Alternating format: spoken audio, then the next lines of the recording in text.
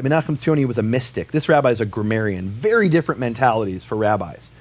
And he's talking about a passage in the Talmud, which I bring in my book, Shattering the Conspiracy of Silence. The passage says that, look, this ban on the name, it's only for now. In the world to come will speak the name. And here's how they phrase it. They say, this world is not like the world to come. And again, the world to come is, according to the rabbis, the kingdom under the reign of the Messiah on earth. This world, the exile, is not like the kingdom of the Messiah.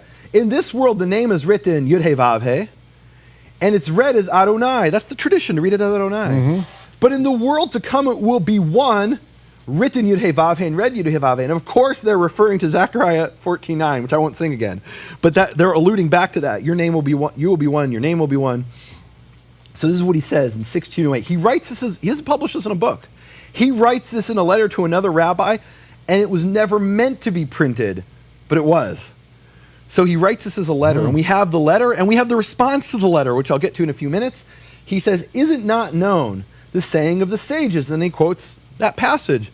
In this world it's written Yud-Heh-Vav-Heh and read Adonai. In the world to come it will be written Yud-Heh-Vav-Heh and read Yud-Heh-Vav-Heh. And then he says, and behold, when it is read as Yud-Heh-Vav-Heh in the world to come, then its vowels will be Shachak.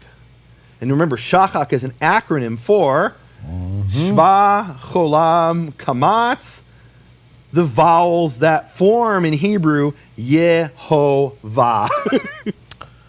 It's beautiful. He's not, I mean, it's amazing. And it's interesting. So he's a grammarian, and as a grammarian, he's asking the question, why do we have vowels in a word that we don't read?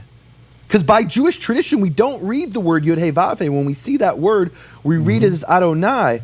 Well, are those the vowels of Adonai? It's self-evident that they're not. So what are the vowels doing there?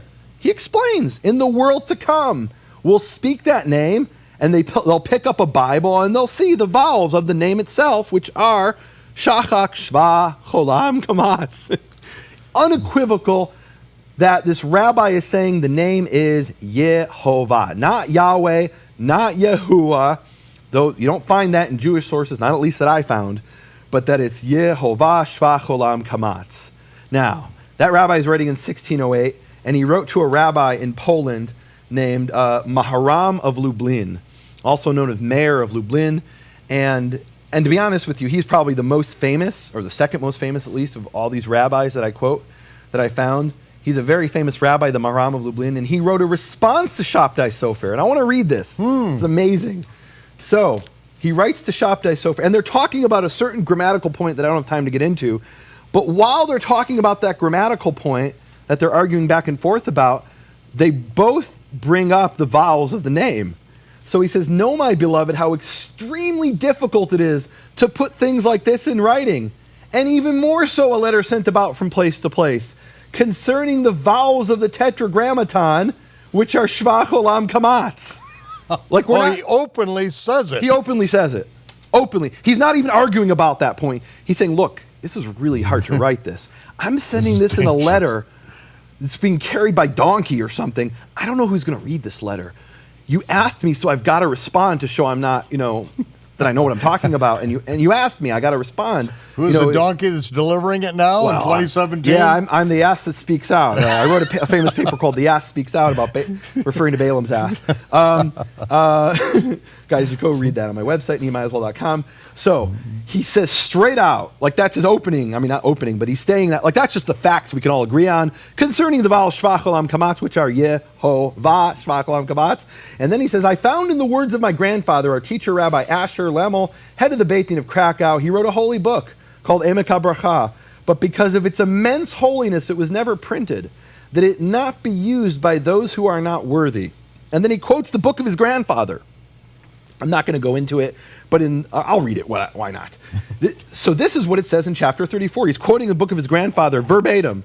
And it says, concerning the Tetragrammaton, its vowels received from Sinai are Shva, Cholam, Kamatz.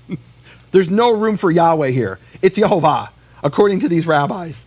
And you could say, who cares what rabbis say? And hopefully in the next episode, if you'll have me back, we'll talk about what it says in the Bible itself in the manuscripts, which is for me. We'll have to do that because these are things that have not been printed, haven't been right. So many of them have never been seen at all. Many of them have never been seen except by me and this one other person. All right. So here are what rabbis are saying the name is as it was transmitted to them and preserved by them. And he's quoting his grandfather's other sources. I can't bring them all, but I think it's interesting. So he's quoting a book by his grandfather, and he says, look, this book was too holy to print.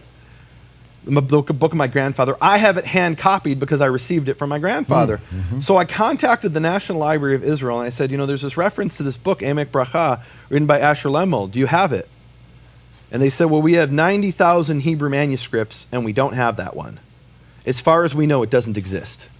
And I asked them after I had exhausted all the other databases and resources. And so as far as I know, this book was so holy it was never printed. And because it was never printed, we only have it surviving in a quotation by the author's grandson, Maharam of Lublin, which is amazing. So as other sources, I'm going to skip some of these.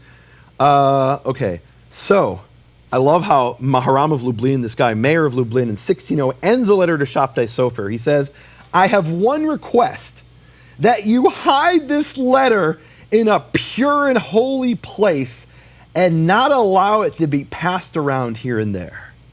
So he wrote this letter as a response to another rabbi stating matter-of-factly the information. He knew as a secret that the name was Yehovah, and that his grandfather knew as a secret that it was Yehovah. And he said, look, it's hard to write this.